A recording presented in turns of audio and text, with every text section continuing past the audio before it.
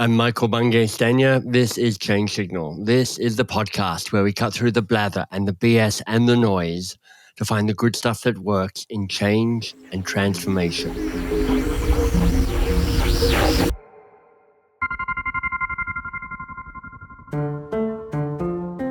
So what can we learn from how innovation disrupts and evolves external markets in a way that serves how we think about change within our organizations? Honestly, I've been wrestling with this idea for probably more than 3 decades. My very first job was with an innovation agency, and it was actually that experience that became my bridge into the world of organizational change. And while I certainly couldn't have expressed it this clearly or succinctly 30 years ago, this is what I knew was going to be hard. How do you build, as a leader, the adaptive capacity to confront never-ending change? And then how do you essentially hardwire that into your organization? If I were to boil it down to a single word, it really is building curiosity into an organization, a desire to never stop learning, to never stop exploring, to never stop experimenting, and therefore to never stop growing. I think the problem you have inside many large organizations is they lose their curiosity. The only curiosity is about, will the numbers in the spreadsheet add up? And that's really a pretty boring question at the end of the day. As you can probably guess, I am the fan of anyone who puts curiosity at the center of things. So, obviously, I am a fan of ScottDAnthony. Scott's the clinical professor of strategy at the Tuck School of Business at Dartmouth College, and also an acolyte of Clay Christensen. Christensen being one of the great thinkers of innovation, and someone you'll hear us refer to during our conversation here. Now, Scott's the author of numerous books, and his latest is Epic Disruptions. That's the formal setup. I actually like this more essential way he introduced himself, which will actually become the thread throughout this conversation about change, disruption, and transformation. I am a consummate optimist that is passionate about spreading ideas. Scott, welcome. Michael, it is a pleasure to be here. So, a consummate optimist. What's the source of your optimism? Innovation generally makes the world a better place. Innovation generally opens up new opportunities. Innovation generally gives us things that we couldn't have before. And in that innovation, you see progress. You see people whose lives improve. You see the world be a better place. I'm not naive. I recognize that there are downsides to this, but that connection to innovation, the belief that tomorrow will indeed be better than today, is one of the things that really drives me. Short-term realistic, long-term optimistic, and always opportunistic. And that's what I think you need to do in times of uncertainty, which is the world these days. It is a great framing if you're a change leader to go, am I fundamentally optimistic or am I fundamentally pessimistic? Because I do think that influences how you see the world, how you interpret interactions, how far ahead you plan and what that even looks like. I totally agree. If I just pick on this for just a second, the Teal book back here, Dual Transformation, the co-author of that book, Clark Gilbert, he did his doctoral research almost 30 years ago now, looking at how incumbents respond to disruptive change. And the basic summary was you had to approach it with a paradoxical view. And the paradox is this: you have to be pessimistic because you have to perceive the danger, perceive the risk, perceive the challenge. Right. If you don't have the pessimism, you never allocate resources. You have to be optimistic because if you allocate those resources and act with pessimism, you get defensive, you get rigid, et cetera. So you need to be both of those things at the same time. So, the idea that we need the optimism and we need to find a way in a symbiotic way to also doubt at the same time is something that is really important and really, really hard to do. So let's talk about disruption. How it's language we've used and people use all the time. And if you're a change leader, you're certainly kind of got that in your understanding. Or do you? What do we mean by understanding? Because it feels like actually one of those slightly slippery words. The shortest way of saying it is disruptors do it differently. Right. The longer way of saying it is a disruptive innovation is one that transforms an existing market or creates a new one by making the complicated simple or the expensive affordable. And there are, of course, a couple levels of nuance underneath that. But the key thing I ask people to keep in mind is that starting point. A disruptive innovator is competing in a fundamentally different way. If it is someone who is playing the old game better, it might be radical, it might be a big deal, it might be challenging. It is not a Christensen-style disruption. What if I'm internal to an organization? And I'm trying to go, I need my organization to be able to do this.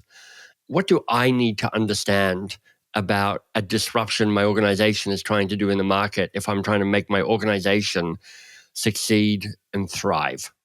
The first thing you have to recognize, it is not a normal act for an organization to launch something that is disruptive to itself. Right. So if it's disruptive to an end market, like when Procter & Gamble launches the Swiffer line of products that goes and disrupts mops and dust brooms and all that, but it fits very squarely with the way that P&G operates, that's not a hard thing to do.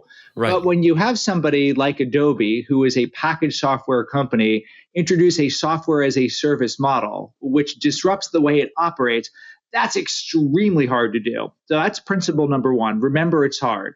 Number two, remember, it's a good, not bad thing. The research shows consistently disruption unlocks net growth. Markets grow when you make things simpler, you make things more affordable. The economics might change, but the market's going to grow. And then number three, that means, therefore, that leaders have to be actively involved to make their organizations conducive to disruption. It will not happen naturally. It is something that requires the top leadership to say, I'm going to grab hold of how we're allocating resources. I'm going to grab hold of how we're going to structure.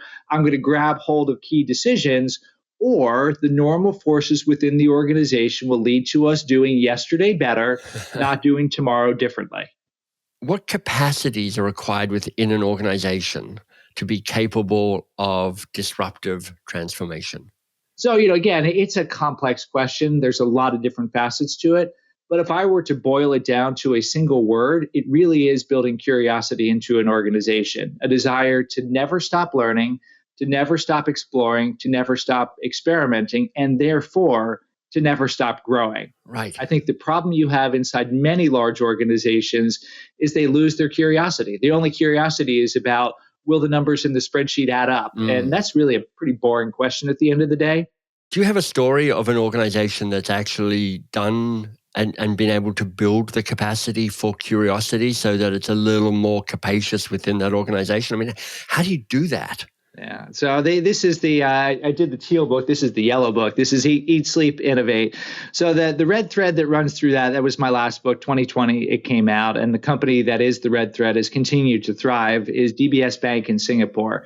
So a very short version of the story. I'd moved to Singapore in 2010.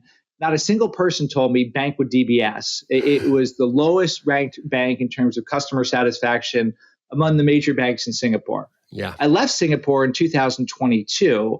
Not only at that time was DBS the highest ranked bank in Singapore, it was winning every award globally for the best run, most innovative bank in the world. And it's continued to perform. Yeah. And what's behind that is a deep cultural transformation where CEO Piyush Gupta and Paul Cobbin, the chief data and transformation officer, really built a deep, lasting culture of curiosity, experimentation, agility, learning, and so on.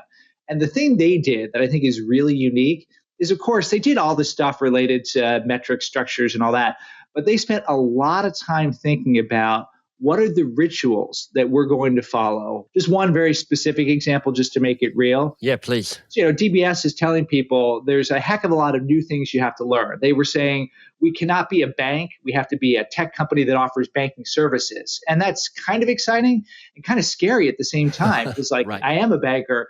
I don't learn, I earn. So I got to learn all this new stuff. How do I do that? So they introduced something called a Gandalf scholarship, where you could get 1,000 Singapore dollars to go and learn about whatever you wanted with one requirement. You had to record a short video of what you learned and put it on the company intranet so people could learn along with you. Yeah. Now, why was it called a Gandalf scholarship? DBS was trying to shift mindsets. So they said our competitive set isn't other banks. It's Google, G, Amazon, Netflix, Alibaba, LinkedIn, Facebook, a D in between it, Forbes, Gandalf. So you have this little ritual. There's a nudge that reinforces kind of the overall view of the bank. There's an artifact that gets created in the form of the video. And the learning organization said for every dollar we spend on Gandalf scholarships, we get 30 times the return we would get on traditional in-class learning, because things go viral and people learn about all sorts of different things and all that. So it was a really high impact program that was just one of many things that DBS did to shape its culture.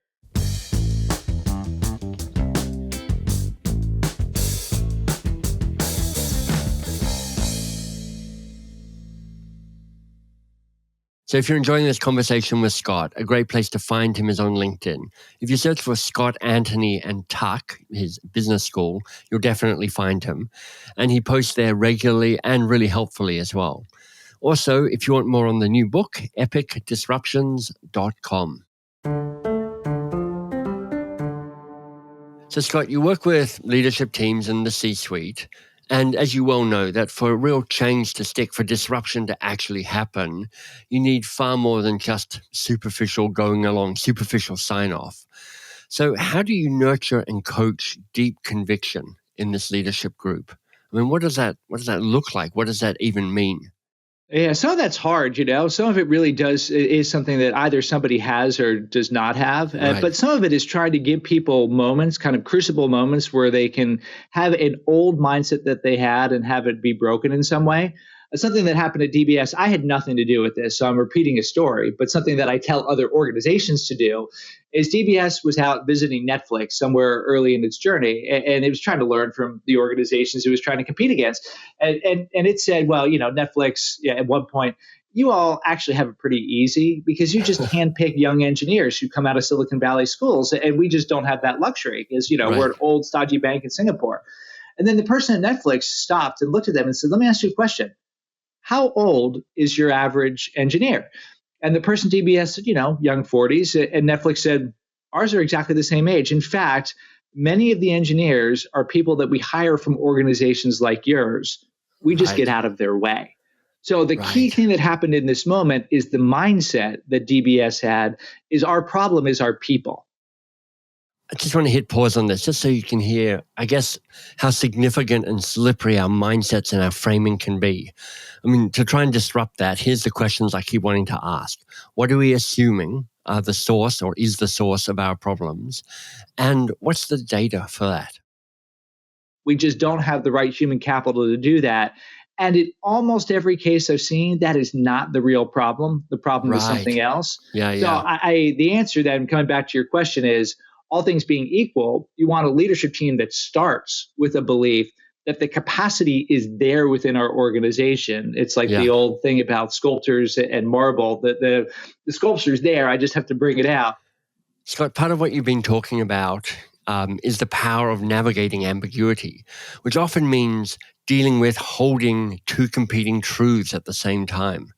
And, as an aside, I bet there's some pretty interesting research on this link between change capacity and curiosity and the ability to navigate paradox. But biologically, we're just not wired to like paradox. Our brains love certainty. So where do you start in teaching people to have a paradox mindset? The way that you develop a paradox mindset is you put yourself in complex dynamic circumstances. So I tell people, do something that's against type. So don't find ways to do what you're currently doing better.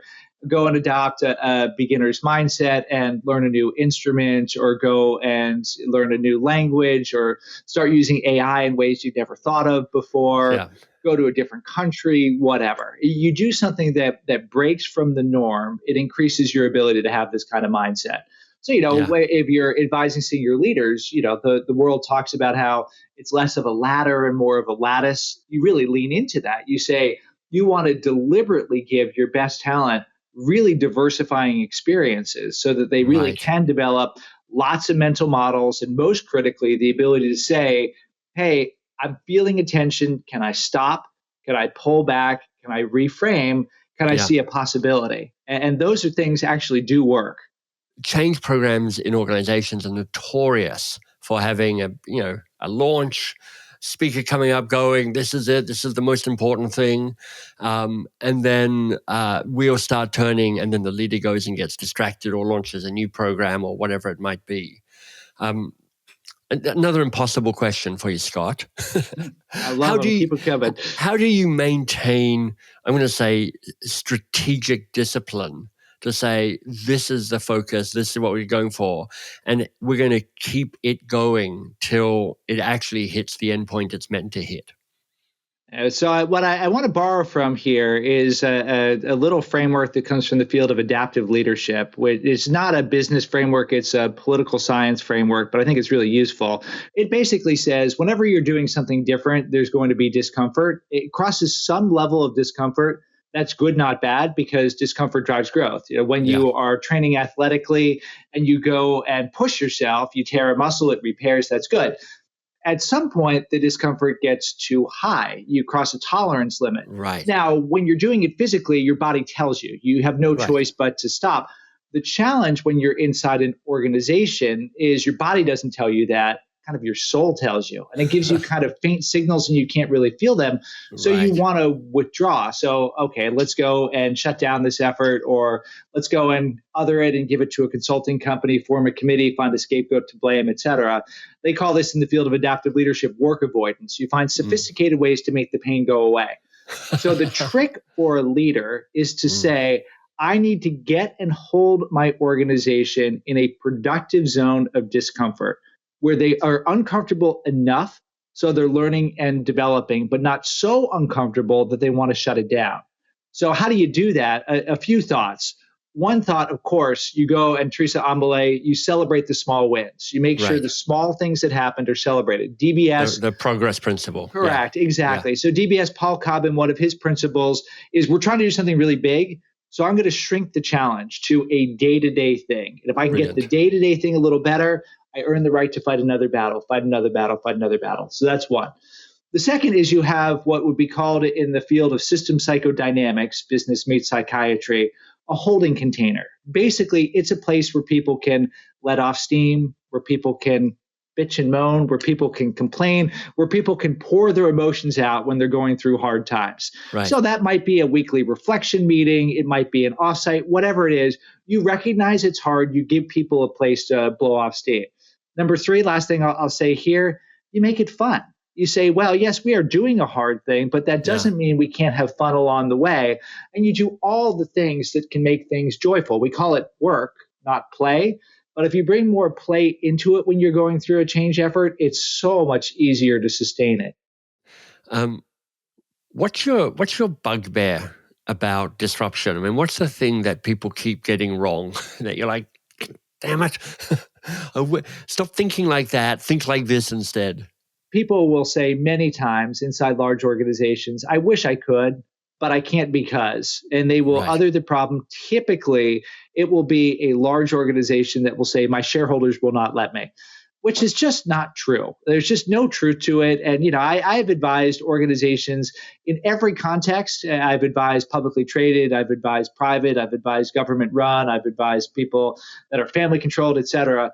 Everybody says it's uniquely hard for them. That's just finding a way to avoid doing the hard work. It's not Right. easy. None of this stuff is easy to do, but it's your Yeah. problem. It's not somebody else's problem.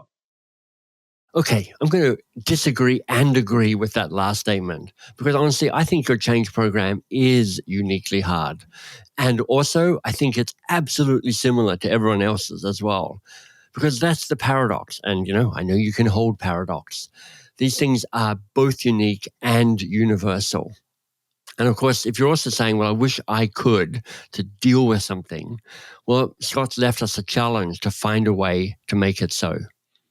Thanks for your support of this podcast. I do appreciate it. I appreciate you listening to it. If you're looking for one single thing to do, it would be to recommend it to a friend or to post about it on LinkedIn because we grow best by word of mouth. Thanks for doing the work. I'm glad you're here.